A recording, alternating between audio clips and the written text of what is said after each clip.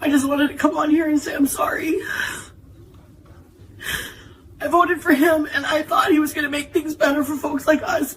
Florida is now experiencing a complete collapse. Over the next 3 years, you will see housing prices on the East Coast and the West Coast and the south of Florida drop 30 to 40% over the next 3 years. It's that dire in Florida. And what's causing it all? People are moving out. People simply can't afford to live in Florida. And many people can't afford to fix their homes from the latest storms. It's only going to get worse. If you have property to sell in Florida, you better hurry. You better aggressively get it done. Because over the next 3 years, it's going to get worse and worse and worse. It's going to make the 2008 crash look like a picnic. So what is going on right now? You're seeing mass exodus of people. People leaving Florida in droves because it's simply not affordable. Insurance is too high. HOA is too high. Everything is too high. And even with the prices coming down, it's not going to matter. Nothing is going to save Florida at this point except for a 30 to 40% drop because it's just too expensive to live there. And the economics aren't there. Like and follow for more. We'll be talking about it for a long time.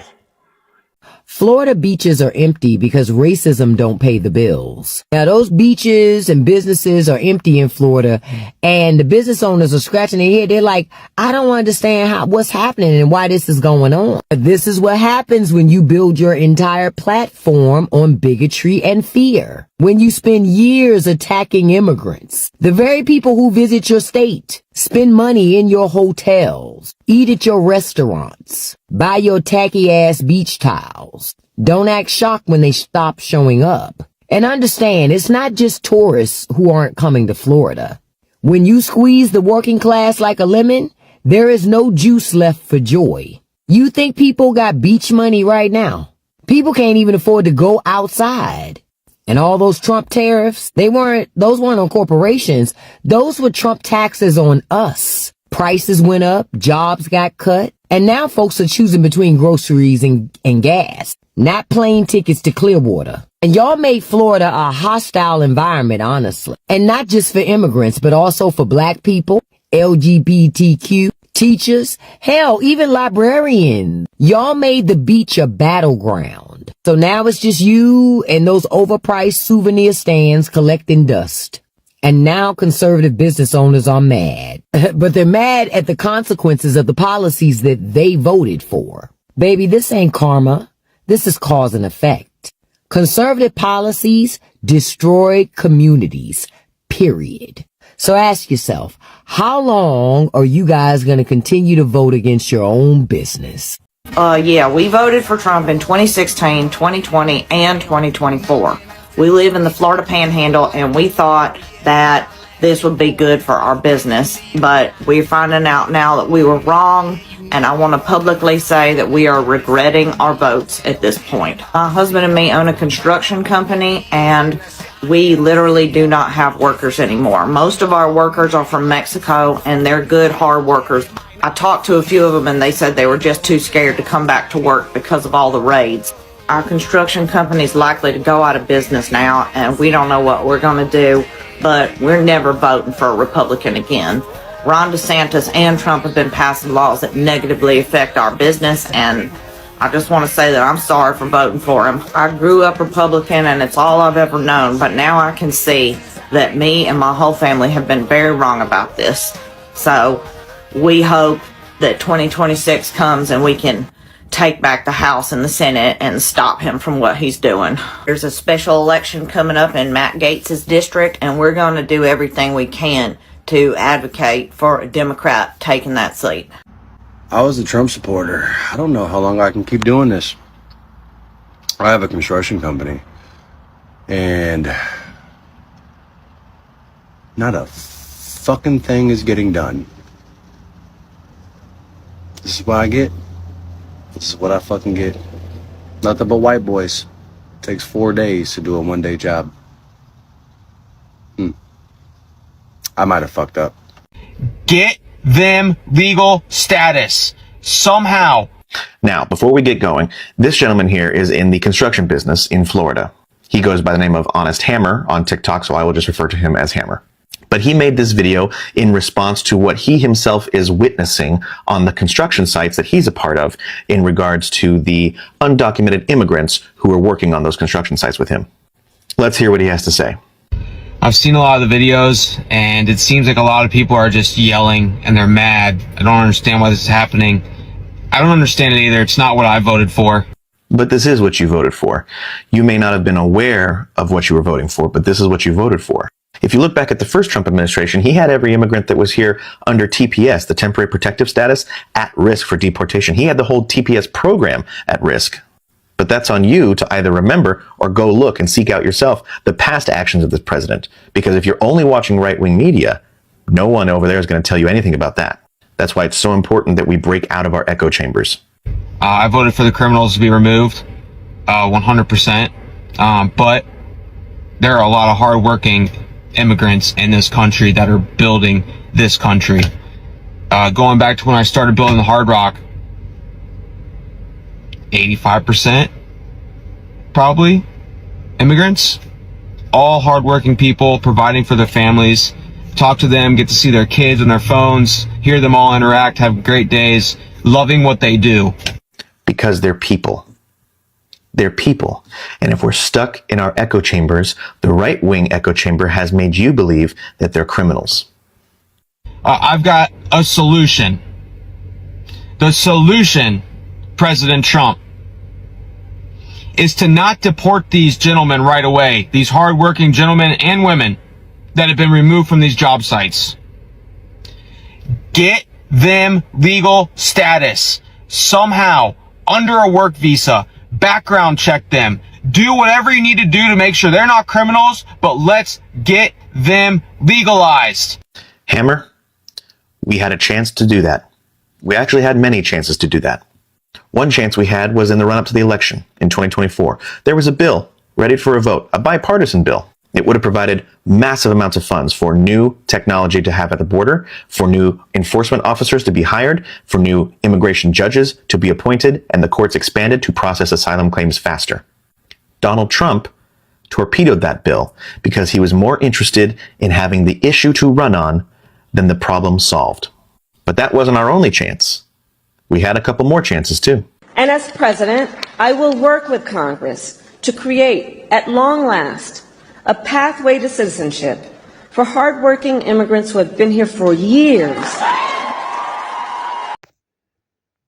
What's up, everyone, and welcome back to the channel Ndenga Reaction. Today we are looking at what many people are calling one of the biggest economy challenges Florida has faced in years. Some people say state that has once known for fast-growing, affordable living and endless opportunity is now dealing with raising prices, a slowly housing market, labor shortage, and business struggling to stay afloat. But why is this happening? This is because the economy alone or the political decision playing a major role. In this video, we will examine the claims being made here, why some former supporters of Donald Trump say they regret their vote, and discuss how changes in immigration, healthcare, tourism, and business may affect everyday's family. Remember to watch till the end, because this story has just started a heating debate across America. Remember to watch till the end, and I'll be back with Oh, Florida. You in danger, girl. First off, I am from Florida. I grew up there. I went to UCF. I love Disney World. And I also escaped as quickly as I possibly could. If you have been wondering which states are going to get hit the hardest by these healthcare cuts, you guessed it, Florida is at the top of the list. Home of Governor Rambo, where you have 2 Republican senators and 20 of your 28 House of Representatives are Republicans. You effed around, and now you are going to find out. Let's jump into the data. You know the one thing that Florida ranks last in this country? They rank last in the number of residents who are on employer-funded healthcare at 40%. You might be inclined to argue with me and say, well, that's probably because there is one single head of household who is on employer-funded healthcare coverage, and the rest of their family is also on that healthcare coverage. No, the data does not agree with you. An estimated 4.7 million Floridians are on ACA Obamacare Marketplace insurance, representing 27% of the under 65 population. The national average is 8.8%. Was ACA perfect? No, there's not a single educated American who would say that it was perfect. Was it better than your premium skyrocketing? Yeah, I think so. Let's zoom in and look at Holmes County, Florida, just south of the border of Alabama, where in the 2024 general election, they voted for Donald Trump with 89.9% of their vote. You aggressively voted for this, Holmes County, Florida. In 2024, for individuals, the average cost of ACA Advantage Silver Premium Insurance for Holmes County, Florida, earning less than $35,000 per year was $312 per month. With the ACA subsidies in place and factoring in healthcare inflation, that number was anticipated to rise to $349 per month in 2026, an increase of around 11% in costs. But you voted for these subsidies to go away, and now your cost is $680 per month. That is an increase of 118%. It turns out that racism is very expensive. People are fucking leaving. Like, we're all leaving. Rachel and I are leaving. Like, we can't fucking... Please watch his entire video. It shows you just the frustration of so many people in Florida, and how so many people in Florida, it's not reported in the news, it's not really talked about, but there are thousands and thousands of people preparing and getting ready to leave because Florida has just gotten ridiculously expensive, and it's number one. Yeah, Florida's number one in inflation in the country. That's right. Florida is number one in inflation. So here's a guy explaining how much it used to just cost to rent a small place, and it's more than doubled. And going to the grocery store is ridiculous. But just living all around Florida, when you're number one in inflation, it's just one thing after another, after another, after another. And I have so many friends that live down in Florida, and many of them are just like, it's just too much. It's just gotten to be too much. We've had enough. We're moving out. So expect over the next couple of years a huge migration out of Florida. Yeah, you may still get some of the rich folk going down there, but the average Joe, no, the average Joe's leaving. Ron DeSantis and his hate-filled agenda, which of course is also being pushed by the Republicans in the Florida State House. They have solid control of this state and have for many decades now. But this agenda of hate is costing the state economy here in Florida billions of dollars already. Here's what's happening. Two conventions that were supposed to bring in literally thousands and thousands and thousands of tourists to the state of Florida have canceled. There was a women's technological leadership conference that was supposed to bring in 16,000 people due to Florida's mainly the 6-week abortion ban, but also they mentioned every other hate-filled piece of legislation that DeSantis has signed, so they've pulled out. A nurses convention has pulled out of this state, robbing us of thousands of people, spending probably thousands of dollars. And of course, we cannot forget the fact that Disney shut down a multi-billion-dollar planned project that would have brought a couple thousand high-paying jobs to the state of Florida. So we're being robbed of future economic activity. So guys, Florida has been one of the fastest growing states in America for many years. Millions of people moved there because of the warm wealth, lower taxes, and the promise of a better life. Because of invested billions of dollars, the housing market grew quickly, and tourism remain one of the state's biggest industry. But today, many people believe that situation is changing. According to the discussion in this video, Florida is facing several economic problems At the same time, home prices remain high in many areas. Insurance costs have increased. Inflation continues to put pressure on families, and some residents are deciding to leave the states. Many businesses owners says they are finding it hard to hire workers. Construction companies especially say there are not enough employees to complete projects on time. Some people urge this is a connect to stricter immigration enforcement, which has reduced the number of available workers in industries that have traditionally dependent on immigration labor.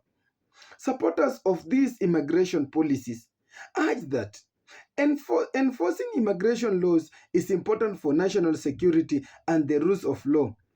Critics, however, say that the policies have created unexpected economic problem by reducing the available workforce. As a result, some construction projects have slowly shown delays can increase costs, and higher costs often passed on to the buyers, making homes even more expensive. Tourism is another issue discussed. Florida depends heavily on visitors from around the world. Hotels, restaurants, parks, and small businesses rely on tourism, spending money if fewer people visit. Many local businesses feel the impact immediately. Some reports claim conversation and businesses events have moved to other states because political disagreements or concerns about Florida's policies. If a larger conference leave, hotels lose bookings, restaurants serve fewer customers, and local workers may earn less income. The video also talks about healthcare. And many Florida family who buy insurances through the Affordable Care Act marketplace have seen their monthly premium increase. Rising healthcare costs make it more difficult for families to pay for other basic needs like grocery, rents, and transportation. And for many households, every dollar matters. When healthcare becomes more expensive, families often have to make difficult financial choices. And then another important topic is the one of housing market. During the pandemic, Florida experienced a huge housing boom. Thousands of people moved into the states, pushing home prices much higher. Now, some experts believe that market is cooling in certain areas. More homes are staying on the market longer, while buyers are becoming more cautious because mortgages rates remain higher than they were few years ago. For homeowners hoping to sell quickly, this can be disappointing. For the first-time buyers, however, lower prices could eventually create new opportunities if interest rates are also improved. This video also features people who describe themselves as former Trump supporters. These individuals say they believe certain policies will strengthen the economy, but now they feel disappointed because their business have struggled or their living expenses have increased. It is important to remember that these are personal opinions shared in the video. Other Florida residents continue to support the same policies and urge they are necessary for long-term economic stability, border security, and public safety. Economic problems are rarely caused by one issue alone. Inflation has affected the entire United States. Higher interest rates, global supply chain problems, insurance costs, natural disasters, and national economic trends have also influenced Florida economy. Because of this, different people reach different conclusions about who or what deserve the most responsibility. This video adds that today problems are example of cause and effect. It suggests that political decisions have really economic consequences, that eventually affect everyday people. Whether viewers agree or disagree with that conclusion, one lesson is clear. Every election has its consequences. The policies leaders choose can influence jobs, healthcare, housing, education, and overall economy. Voters often judge government not only by promising but the results they experience in their daily life. Florida future will depend on many factors including economic growth, housing affordability, tourism, business investment, and how leaders respond to the challenges ahead. Some believe that the state will recover because Florida has strong economic growing population and attracts business environment. Others believe major policies change will be necessary before conditions improve. Only time will tell. Only time will reveal which prediction is correct. One thing is certain, millions of America are watching closely because what happened in Florida could influence political debates and economy decisions across the country.